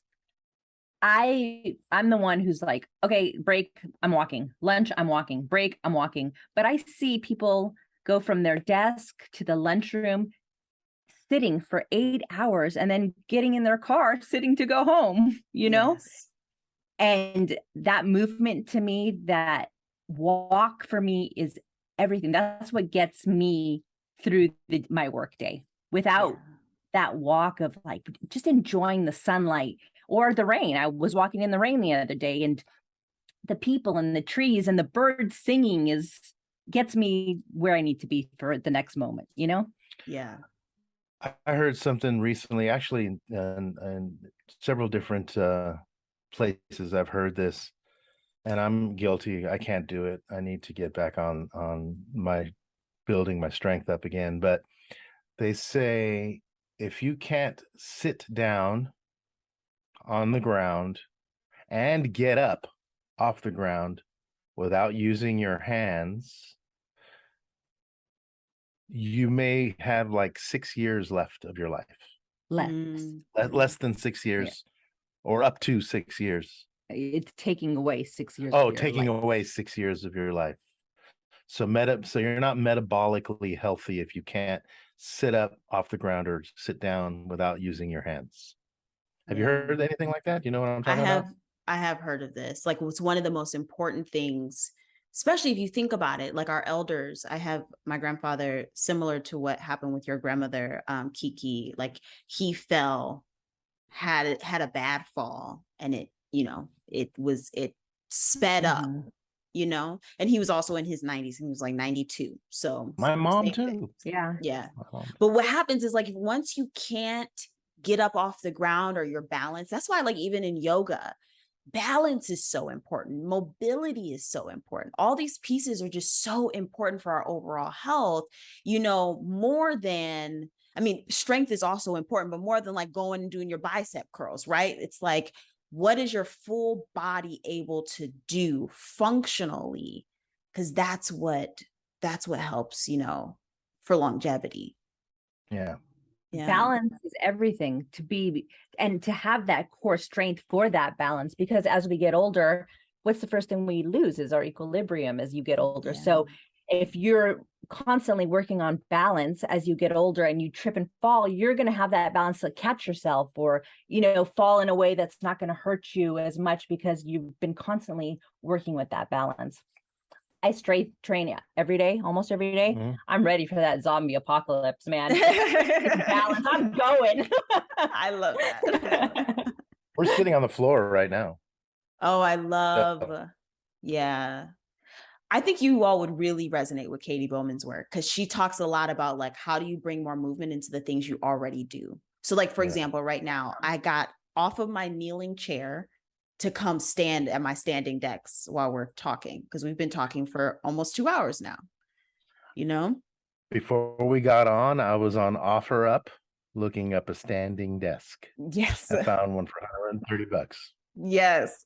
But just like being able to like move. And one of the reasons why I like those kind of dynamic chairs is because then it makes me move. It's like, I'm not just sitting with my back being supported and, you know, knees bent. It's like I'm having to move around, shift my position, because all of that adds to your kind of movement bank, which is really important. And another piece I do want to say that I'm thinking about too is like the privilege that we're speaking through right now. You know, like we live in able bodies, and we're speaking from a perspective of able body. And so I just want to like name that as well for audiences that might not be the case, or we're in, you know, because all of our bodies do different things and they're all beautiful. And we're kind of speaking from a very specific lens right now. Not just the privilege of what our physical body could do, but the privilege of having this computer. Yeah. This microphone, the privilege of having my Oura ring give me a notification to stand.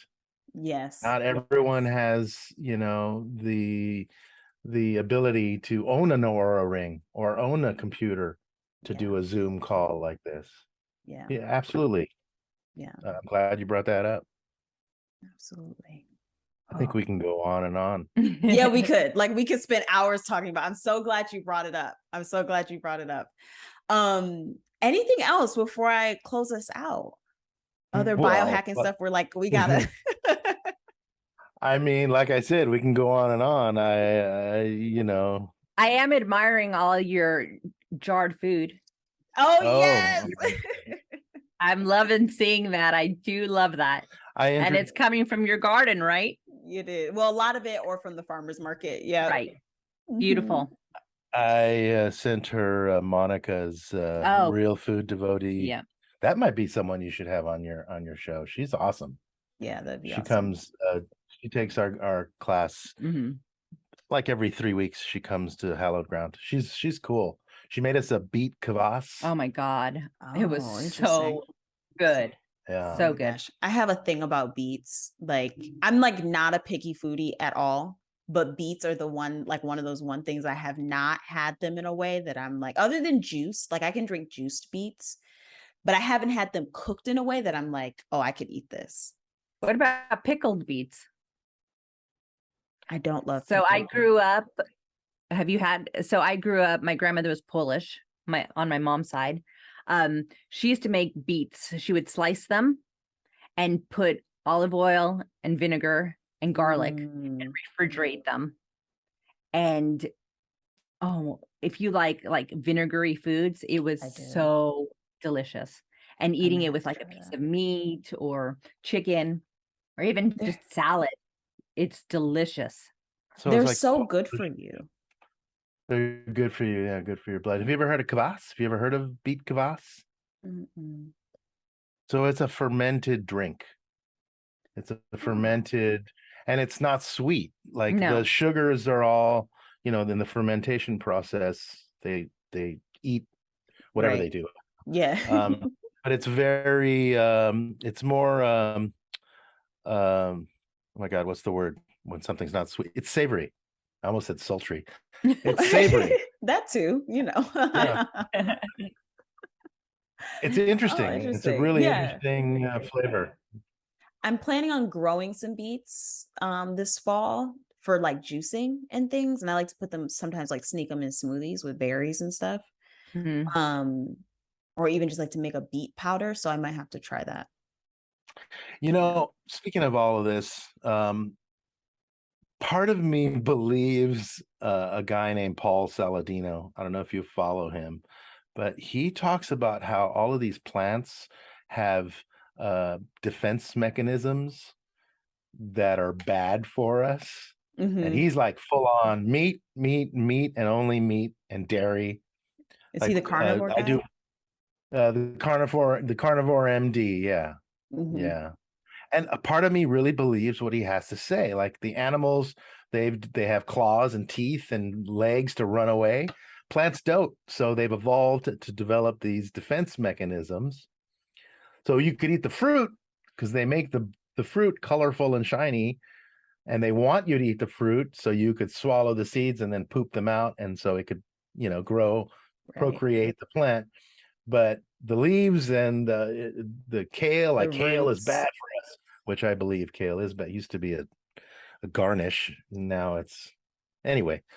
I believe that, but part of me says no. Vegetables are good for you. So I'm like on this torn. I'm torn because I love vegetables. I think so. The arguments I've heard about this So I lean more in the like ancestral food space where I'm just like, eat real food. Like that's my interest, is like to eat real food. Mhm. But one of the pieces that I've heard about this is like, it takes preparation, right? So if I go out and I forage something, oftentimes the things that I forage, I can't just pick up and put in my mouth, right? I got to process it in some way to make it like digestible for my body. And so that's why I don't necessarily agree with the raw, like the raw vegan or the raw diet situation, like the fruits and the vegetable, or specifically the vegetables raw, because I think a lot of stuff needs to be cooked because it deactivates some of Right. those Right. defense mechanisms. Right. So I think it's more about preparation rather than just, don't eat the thing. It's like, because like, for example, with wheat, we should not be eating bread that has not been fermented. Like Right. that's how we evolved to eat that plant. That's how we evolved to eat those grains, is pre-digestion, right? Yeah. So yeah, we're gonna have all these gluten insensitivities, all these issues with wheat and stuff like now because we've refused to prepare it the way that we're like ancestrally known to eat it and evolved to eat it. Well, also speaking of wheat, they process it now with steel mills, whereas in the old days it was stone milled. So we didn't absorb as much of the gluten. And that's exactly why you hear reports of people who are gluten intolerant go to Europe on vacation and they're like, I ate all the bread and I didn't get sick. Yeah. Why do you think? Yeah. Same with dairy. Like people that are lactose intolerant here in the States, they go to Europe and they're like, I ate cheese like there was no tomorrow. I didn't get any stomach issues because most of the cheese there is either raw or it's like I do raw dairy. I do raw kefir every morning. It's changed my gut. I've had gut issues for years. I don't really anymore because I just do that little bit of raw kefir for those of you who don't know what I'm saying.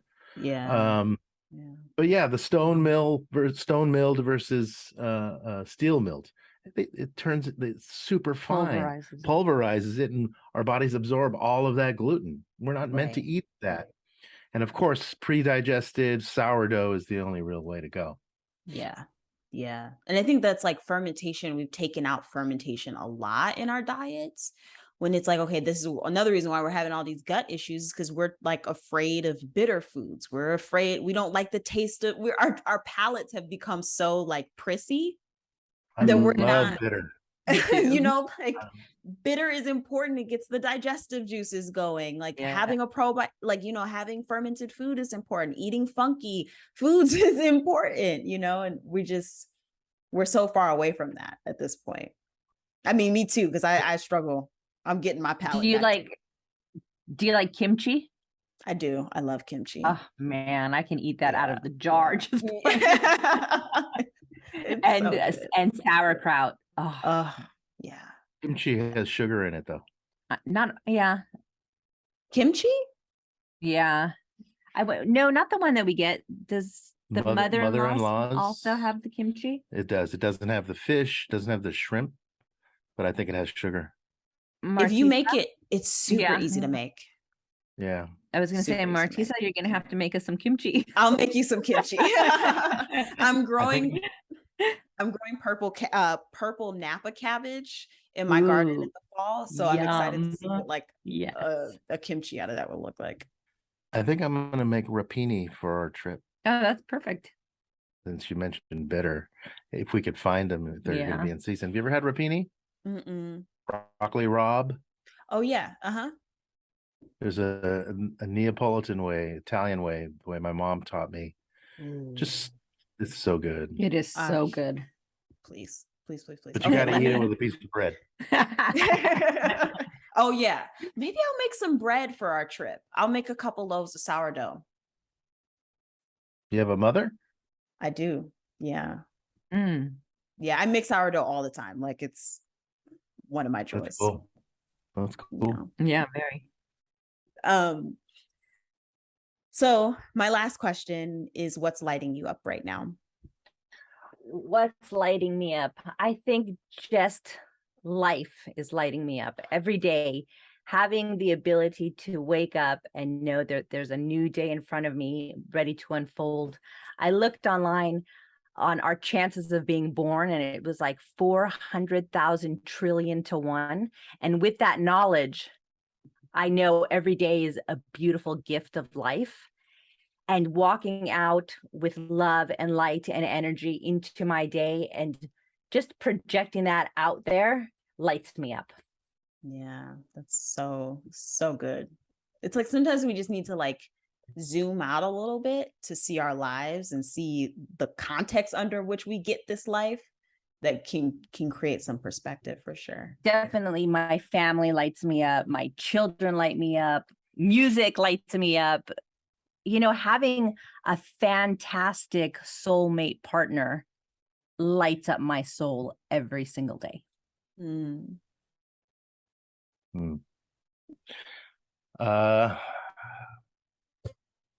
This conversation lights me up. All of these new relationships, these new connections I'm making in this world that we're in is lighting me up. Just where I'm at in life, the journey I'm on right now is definitely lighting me up. And that includes, you know, the way I eat, the way I sleep, the way I do mindset work and just, you know, shadow work. Obviously, Kiki said it, she lights me up. What we have lights me up. Our daughters, our family. And you know what else lights me up? The fucked up state of the world right now. Mm. And I say that because it's what kind of brought me to where I am. Like, I hate to say this, or no, I don't. I'm sorry. I take that back. I don't hate to say this, but I know this bothers a lot of people. This whole lockdown, this whole shit we've been through in the last few years has been nothing but positive for me. Mm. It has shown me what's really important. Before it, I was on that hamster wheel like everyone else, going nowhere. So it shined a light. It put a spotlight on what mattered and what didn't matter. And it didn't take me out like it did a lot of other people. It did quite the opposite. Yeah. I'd say the first 2 weeks I was in fear, maybe even less, a week and a half. And then I said, wait, no, I'm not going to let you do this. I remember the first thoughts that came to my mind were, wait a minute, I've made all these changes, this biohacking, all of these podcasts, all of this. I've lost the weight. I'm on this trajectory, and now you're completely taking it away from me. And when I say you, I meant the powers that be. And I realized, no, wait, they're not doing nothing. You are in charge, right? There's a great quote that I love, and it's a stoic quote. And now I'm gonna try to move as fast as I can to find it. If you are distressed by anything external, the pain is not due to the thing itself, but to your estimate of it. And this you have the power to revoke at any moment. Marcus Aurelius. You know, and there's tons of quotes, like the guy that was in the what is it, Frankl? Viktor Frankl has another great quote about, you know, he was stuck in the concentration camp. It's all what you make of it. So back to the question, what lights me up? Getting uncomfortable lights me up. I love that. Thank you both so much. Yes. Thank you so much for coming on and talking with me. It's been such a pleasure. It's been a beautiful conversation. Thank you so much. I truly enjoyed talking to you today. Thank you. Me too.